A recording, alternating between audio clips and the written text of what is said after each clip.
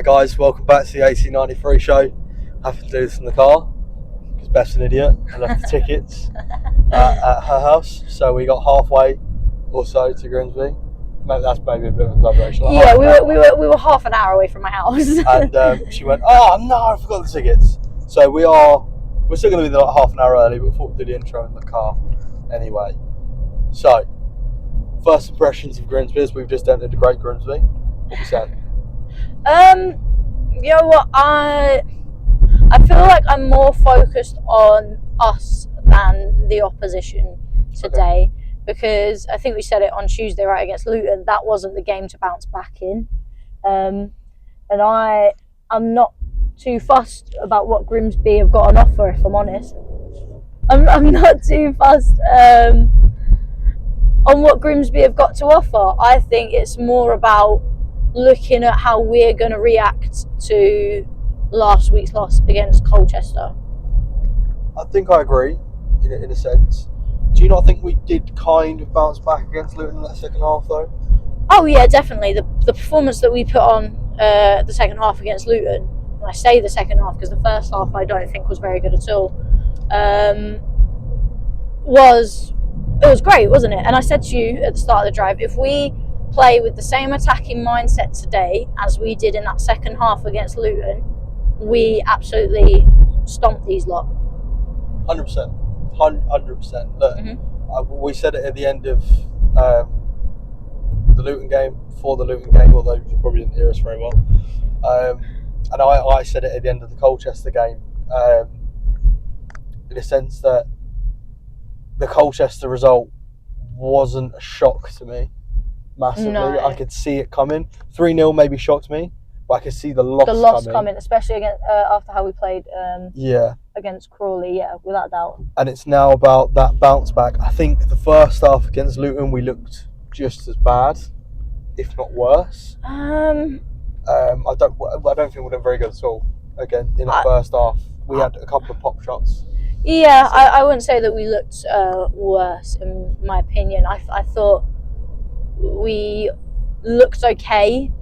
In possession, we were just a very defensive team, which didn't really make a lot of sense to me. We were playing defensively both in and out of possession, and it just wasn't really working. Makes sense. And then at that second half, it's like he lit a fire under their arse.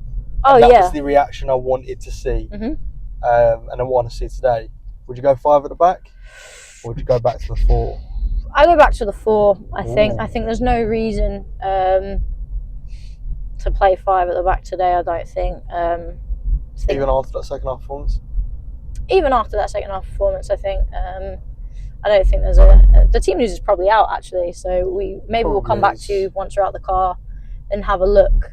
But no, I'd keep it at the 4 personally. I disagree. I do disagree with you. Okay. I'd go 5. I liked the way we looked as a 5. And I'm probably going to get my nose or a few messages for this. I'd make one change to the side to start against Luton, and I bring Robin McKenzie in. No, he started against Luton, didn't he? He did. Yeah, sorry. And I've given Tom Nichols so much stick this season, but I'd bring him in. I'd bring him in for Macaulay Bont. Yeah. And I'd start an unchanged side other than that. Turns in goal. No. Morris. I'd start Morris personally. It's interesting. Turner for me was massively found out against Colchester. Okay. In a sense of their third goal, for example. What is he doing?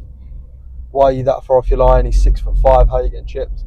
I think there has been glimpses of his inexperience. So it's been good for him to get a couple of games in the side. And I think he should still get some games in the side, obviously. But I'd bring Morrison today.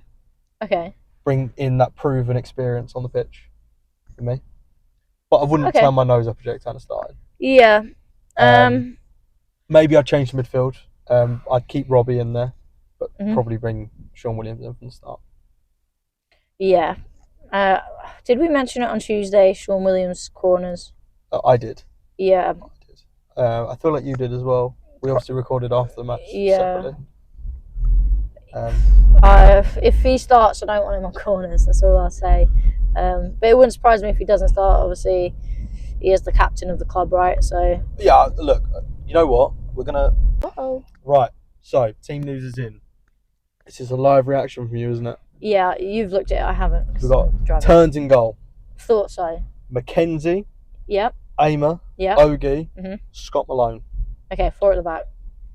100%. Yeah. But it's very attacking after this. Okay. So we've got Sean Williams. Yeah. And Tin Dieng.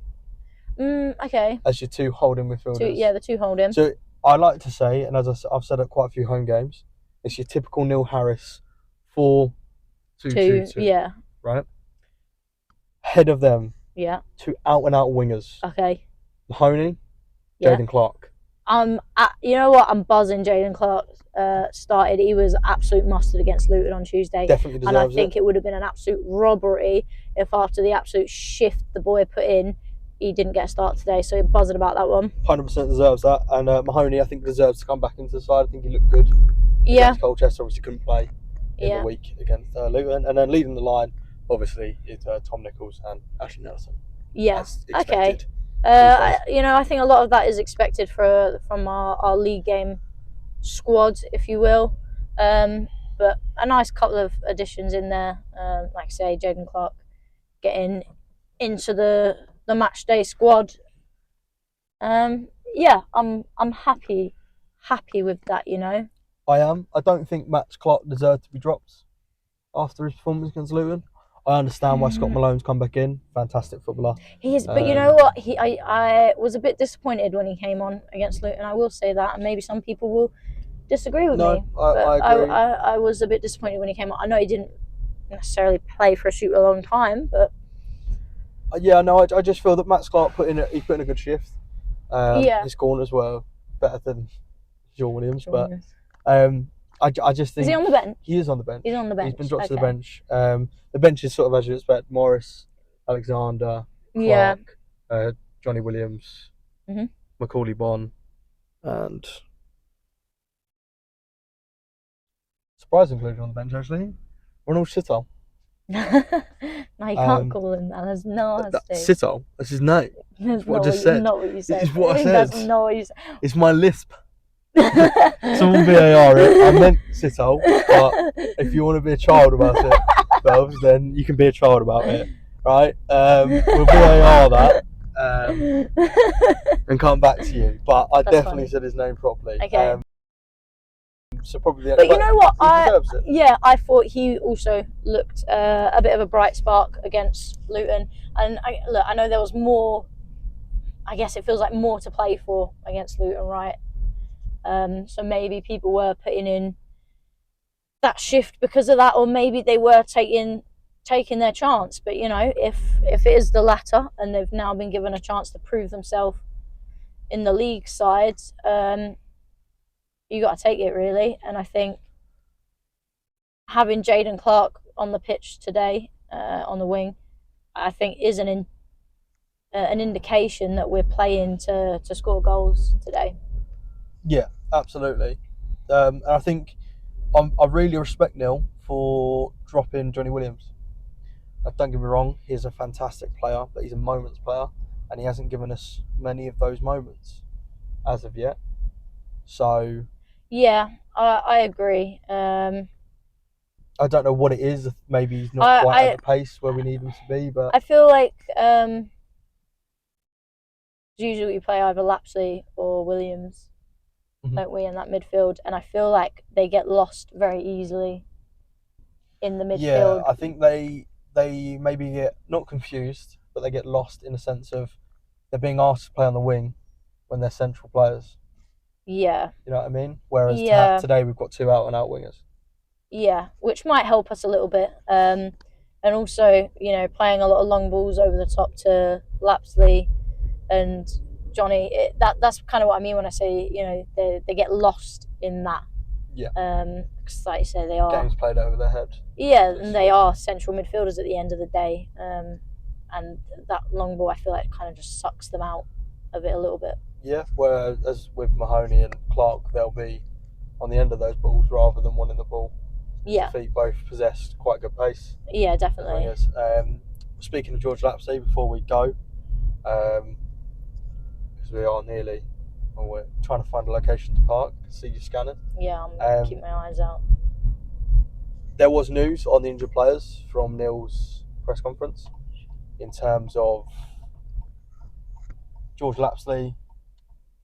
Don't even look then. Don't worry about it. In terms of George Lapsley is on his way to recovery. He isn't quite ready yet, but he's getting there. Should be within the next couple of weeks.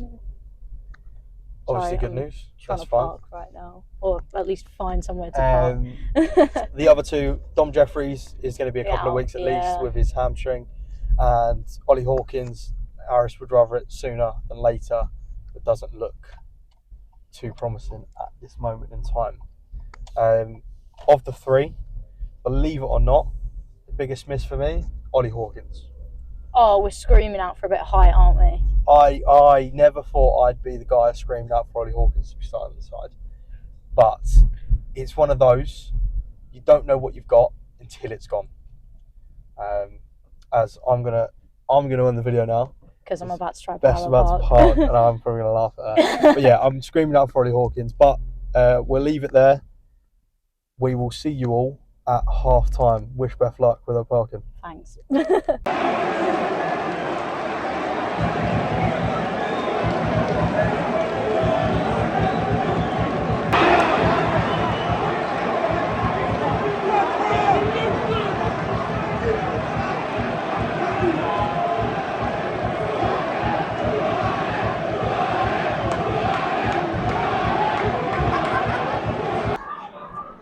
Hello, it's half time. We're 2-0 down. Thoughts, Alex? My thoughts are that I've just tweeted saying it was 2-1 by accident, so I should probably change that. Oh, yeah. It's very much not 2-1, and we've very much not looked like scoring a goal the entire game. We've been embarrassingly bad. We look a completely different side to the team that came out in the second half against Luton, who looked incredible. I don't actually know how to describe it. Can we even string a set of passes together? I don't know. We're second to every single ball. It's how you described it earlier. You said it's like everyone is scared to be on the ball and they're just trying to get rid of it as quick as they can. So you'd have played in games, I've played in games where you're not really up for it, you don't really want the ball, and you just pass it off. It's not, if you've not got the ball, it's not your responsibility kind of thing. It looks like that. I mean, on the tweet I'm about to change, I tweeted saying, to sum it up, fucking shite. I think that's the only words I can really use. Yeah. To sum it up. I said to you as well during the game, I'm very confused about the formation. We seem to be playing kind of like some type of 4-4-2. So we got the two centre backs, right back, left back, and then we've got Dieng and Williams as the holding. We've got Mahoney on one side, Clark on the other. Jaden Clark on the other, and then up top, Tom Nichols has come off in kind of like the last couple of minutes just before extra time with an injury. Macaulay Bond is on up top next to Addison. But I'm just really confused. Our full-backs are kind of playing as wing-backs, even though we're playing, I guess, four in the middle in a way. We're lacking a creative outlet. I think two holding midfielders doesn't work. We need a cam. Let's rephrase that. Two holding midfielders would work if they weren't Sean Williams and Tim Dieng. You gave me Sean Williams and Ethan Coleman, or Ethan Coleman and Tim Dieng. I'm happy with that, because Coleman plays on the front foot. As you say, I don't understand how he's trying to play. He's almost trying to play a system where you need five at the back with four at the back. It doesn't work. Yeah. Tim Dieng and Sean Williams are playing massively on the front foot, trying to press high. They get out of the game. We're getting caught short because Mackenzie's halfway at the pitch, so Scott Malone. It's how they're being told to play. And your Shad Ogie and Max Lamer on their own at the back. Their second goal, prime example. Ogie loses the ball. He should have looked, shouldn't have turned into the man. We get that. But then the ball goes across. Max Lamer's taken out of the game by the pass. Sorry, we're in the stands.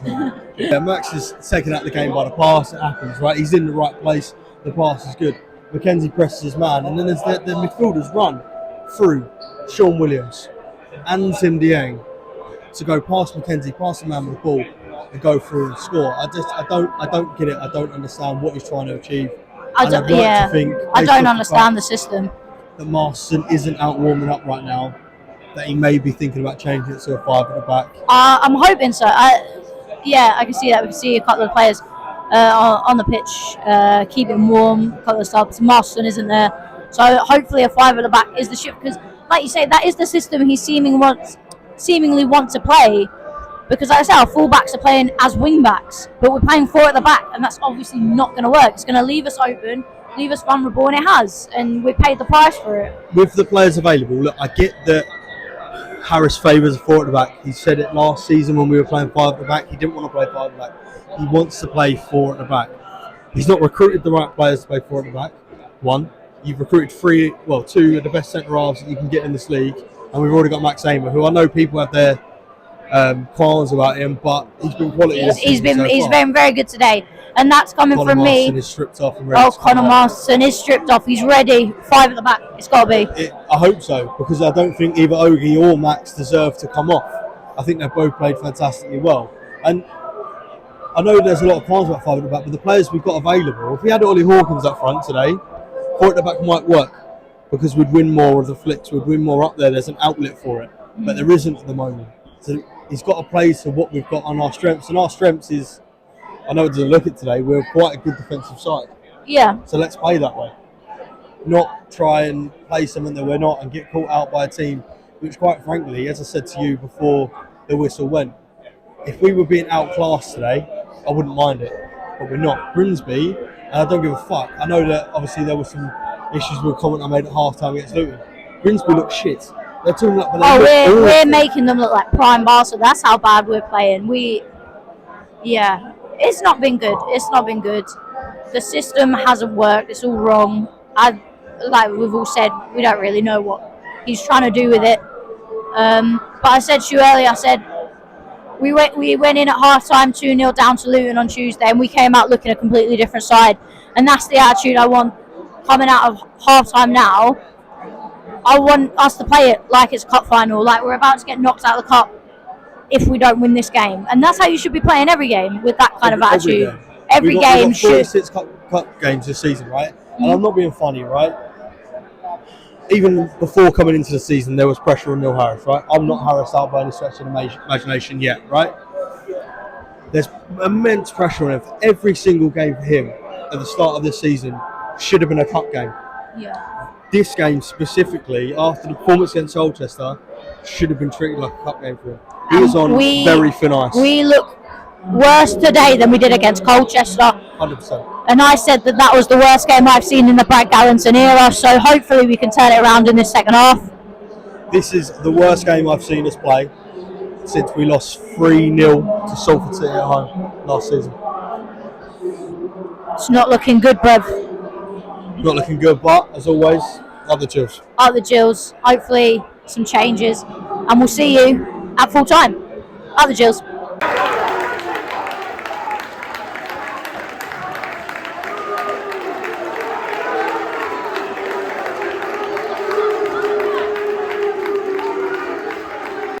Hello. It's full time. We're back in the car.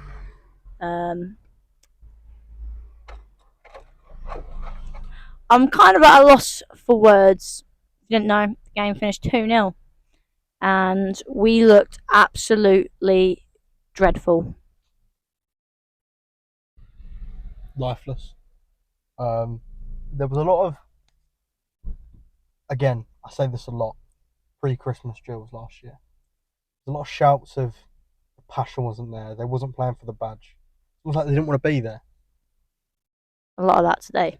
That was there was not a single player on that pitch that gave a good account of themselves today. Yeah, not a single one of them can come away from today saying that they gave 100%.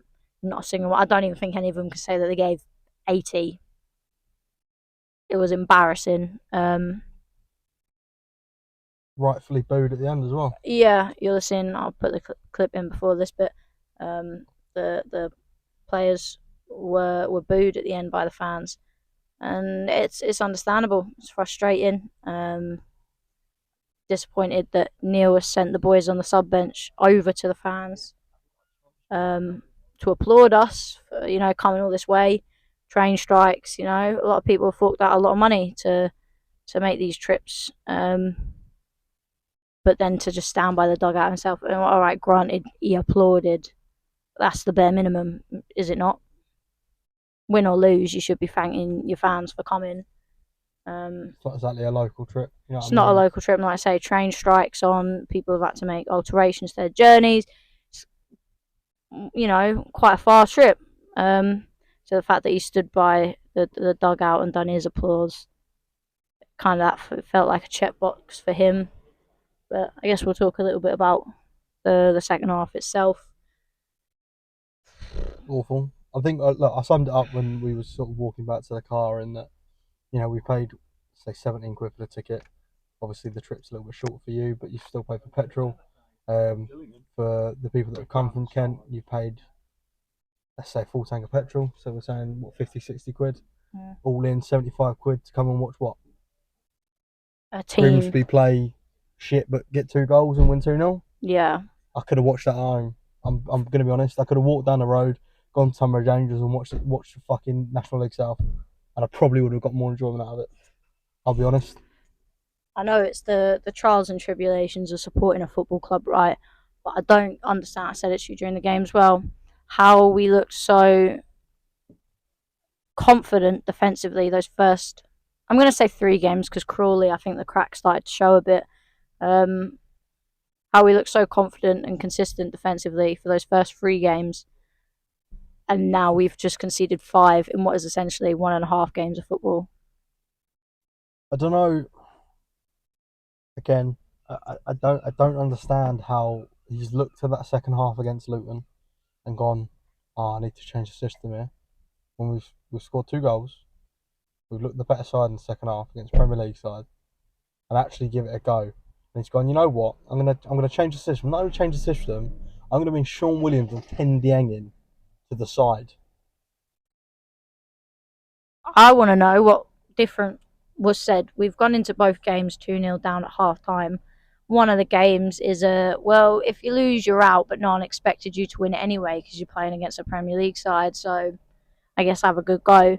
And the other is a league game that actually fucking matters at the end of the day. We're supposedly battling for promotion. All these points add up, and it's going to be performances, lifeless, spineless performances like that will probably come back to haunt us at the end of the season if something doesn't change. So defensive, so slow making decisions, sloppy in possession, just losing the ball all over the gaff. I said it at half time, right?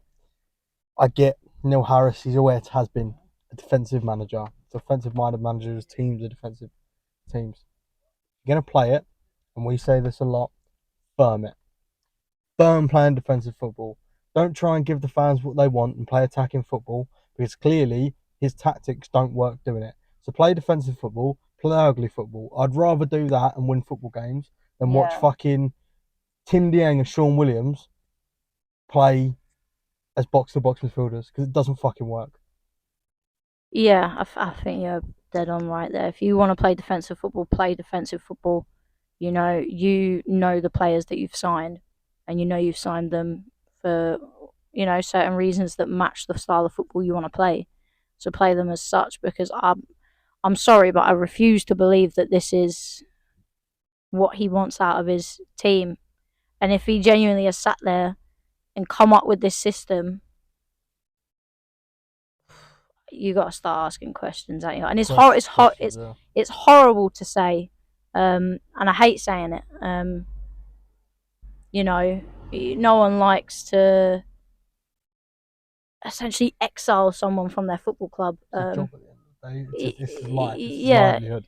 And I hate saying it, and I think football fans sometimes forget that although yes, our football team isn't playing great, he's still human. He still has a job. He still has a family to provide for. Right? Look, I think he's probably in somewhat agreement with me in the fact that we miss Ollie Hawkins. I think the style of football he wants to play, he needs a big, tall striker to hold that ball up. Right? Yeah. But we don't have Ollie Hawkins. We haven't all season. So you got to change something. For a couple of months, so you got to change something, and he's just not. He's come into the season under pressure. He eased some of it. Mm. Right back on him now. Water's getting hot, and I understand what people are saying. After Colchester, I think, I kind of cooled down a little bit and was like, okay, well, we've won 4 on the bounce. Yeah, 4, wasn't it? Yeah, 4 on the bounce. The loss was bound to happen, but let's see how we react from that. And I tried to keep positive about it. Coming out of today, that was worse than Colchester last week, and I know we conceded 1 less goal, but that was worse than last week for me.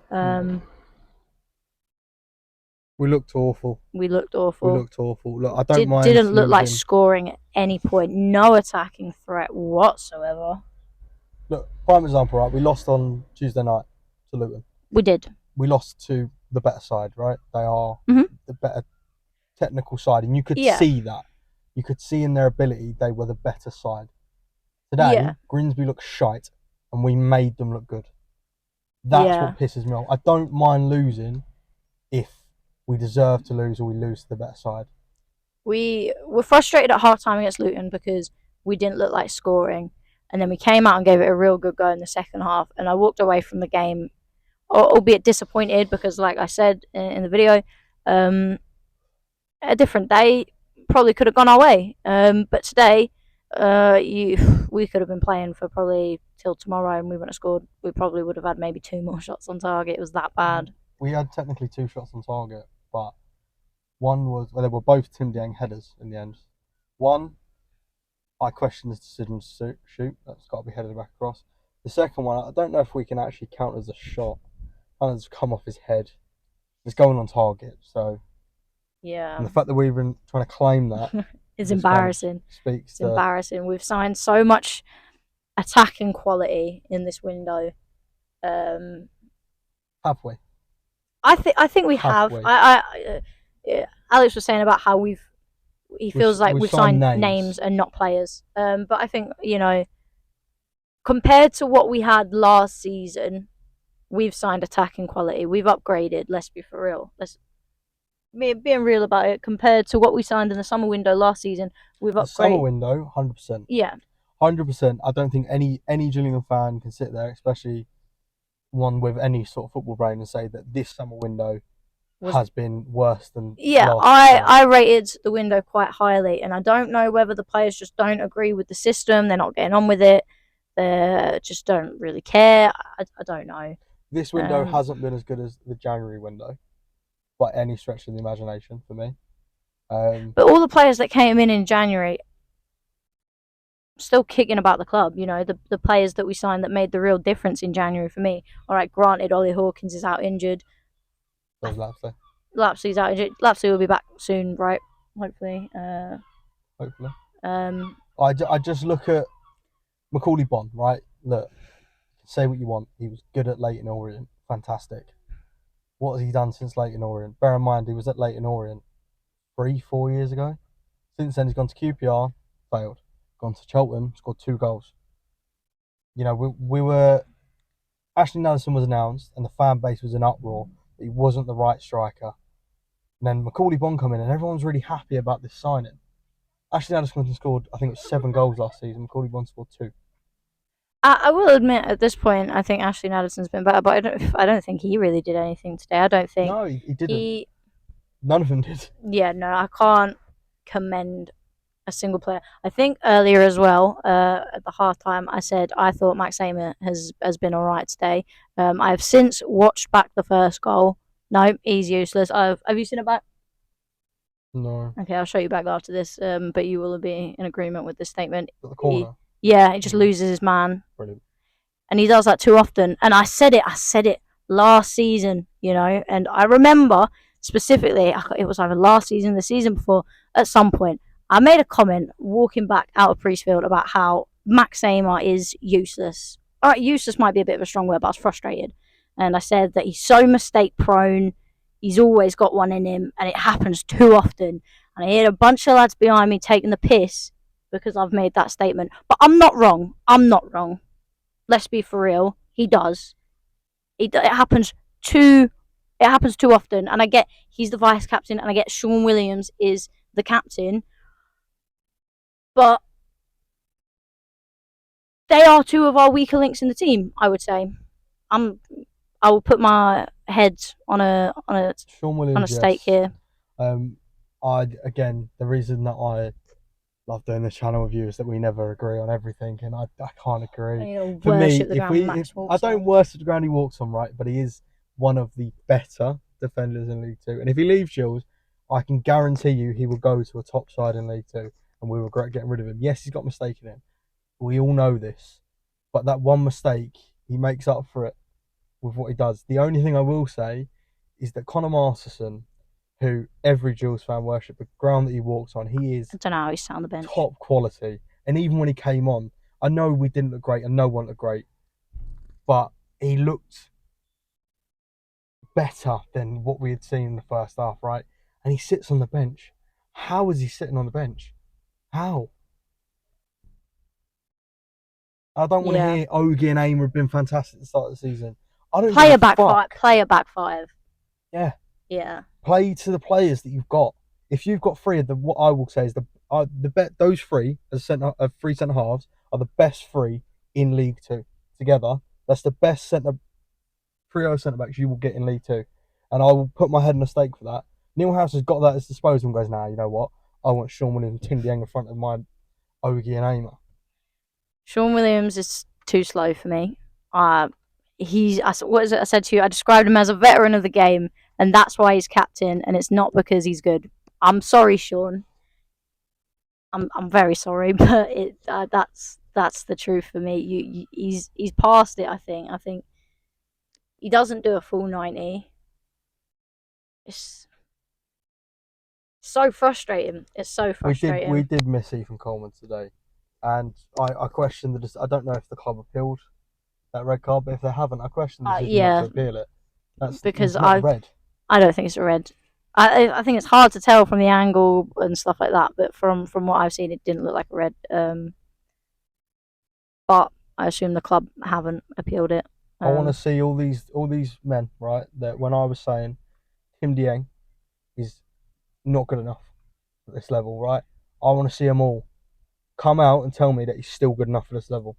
After watching that performance, I want someone to come to me with chest and say that he should be starting in that midfield over Ethan Coleman. Because you're delusional if you think it. I agree.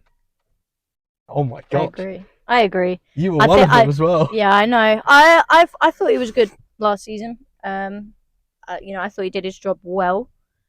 But yeah, out of the three kind of CDMs that we have, Dieng, Williams, Coleman, I'd pick Coleman over the other two. It's just we've been ranting for nearly 15 minutes now, and we never really talk much. I feel at the end of these videos, we're quite happy, we're very opinionated people, and I feel like in this instance, there's not a lot to say, but there's so much to say. Yeah, I could rant for another 15 minutes. There's a lot of layers and there's a lot of depth to the emotions that are running right now. A lot of frustration, a lot of negativity. I guess I said it after the Colchester game. Sometimes our videos were missing something at the end of games, especially the home games, because I didn't normally record until I got home. This is the direct aftermath emotion. We've literally got back in the car and gone on the camera, and we might calm down later. Yeah, because the emotions are bubbling. I was like, you know what? Let's get our real thoughts and feelings in the video. Sometimes we drive home, you give yourself an hour and a half to kind of reflect on it a little bit. Maybe you do it the day after, like the morning after you slept on it. But I think this one kind of needed to be reflected on straight away. Somehow we managed to get like a 35-minute video of this. Yeah, last week we described it as a tough day at the office. This week it's just... We didn't go in the office with skeleton staff today. Yeah. Work from home. Won't even work from home, mate. That's the thing. Laptop's switched off. It's one of those, you're working from home, but you've got a fucking TV on in the background. Occasionally you just swipe your mouse so it shows that you're still active on Teams. Right. So I guess we look forward to next week then. I'm not going to, take Tuesday. I know we're playing on Tuesday, but I'm not going to reflect on that as saying what I want from next week. It's a different kind of game. Oh, yeah. And then on Saturday, we are playing. We're at home, I believe, We are at home. We're at home for the next 2 Saturdays before we go away to Doncaster, which is where I will be back. You're welcome, by the way, everyone. So got me for a few weeks, lads. Yeah, you got Alex for a couple of weeks. I would love to say I would like some bounce back ability, but at this point, I just want to see a bit of desire, a bit of determination. Harrogate then Morecambe. Harrogate then Morecambe. It's interesting. But as I tweeted the other day, this is what football is. It's up, football it's is. down. And look, I said it in there that day trippers that only come when we're winning probably fuck off for a bit now. Probably. The trials and tribulations of being a football fan and a Gills fan at that. What a treat it is. What a Saturday. Now we've got to drive home. At least I haven't got to drive back to Kent. Yeah, fuck off. Well, this has been disastrous. Up the Gills. Up the Gills. See you in the next one. Bye.